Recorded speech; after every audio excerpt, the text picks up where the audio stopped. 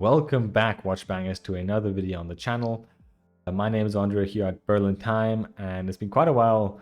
I've missed you guys, I must say, but we'll just jump right into the content. Today's video, as you might have guessed by the title, has something to do with the last video I posted here, where I covered the automatic watch which Swatch produced. And yeah, so basically this is a little thumbnail if you guys are interested in watching it or doing a little recap. But basically, after I posted that video, a bunch of you in the comments stated that I had a little human error, and basically this video will be covering that. While everything does work on this watch, so the winding works, the hands work, the automatic works, the balance works, everything works, one could say that this watch works too well. So basically, it's running too fast. Now, where is the problem there? So, let me explain. Just as many watch companies say, the heart of the watch is the balance wheel, and it basically sets the tone and the rhythm of the watch. Now you can see it frantically beating right on your screen. Now, while looking for replacement parts, I accidentally switched up the caliber numbers. And while ETA is a very good movement producer, they're that good that you can technically fit the balance wheels of two different watch movements on the same movement and it would still run. It would just run differently. Now, I thought that I had the ETA 28-24 movement. It is probably the most famous and mostly used Swiss movement there ever was and ever will be. And it beats at 28,800 vibrations an hour. So that's how many times it does tick an hour. Now, I actually had the 28-42 version, which is, a little more budget, but still does the job. However, this one only beats at 21,600 times an hour.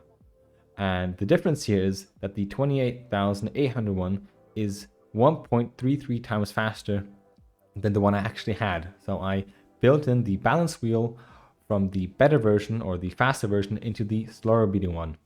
And the time grapher didn't catch it.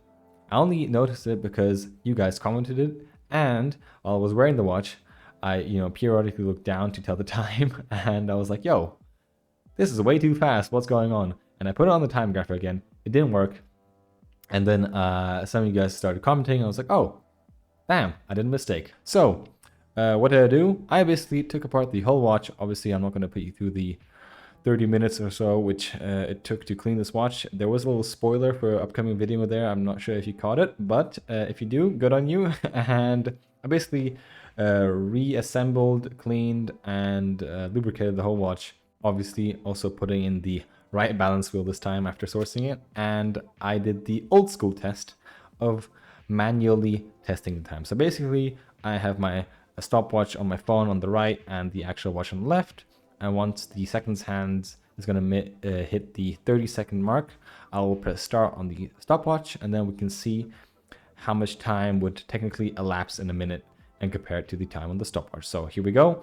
Zoom. Here we go again. And this is actually how they used to test their watches back in the day. Fun fact, but maybe another video, another time. So we're almost there. The minute is almost passed and it's looking good. And as I assumed, everything is correct perfectly on the minute, on the spot. Maybe there was a minor deviation. But yeah, that's it. I fixed the watch and this was my issue. So beware, hobbyist watchmakers and watch lovers. Yes, caliber numbers can be a pain, but it's working now and I'm super satisfied yet again. And thank you for your comments. And yeah, I hope you guys enjoyed the little clearing up, and I'll see you all in the next video.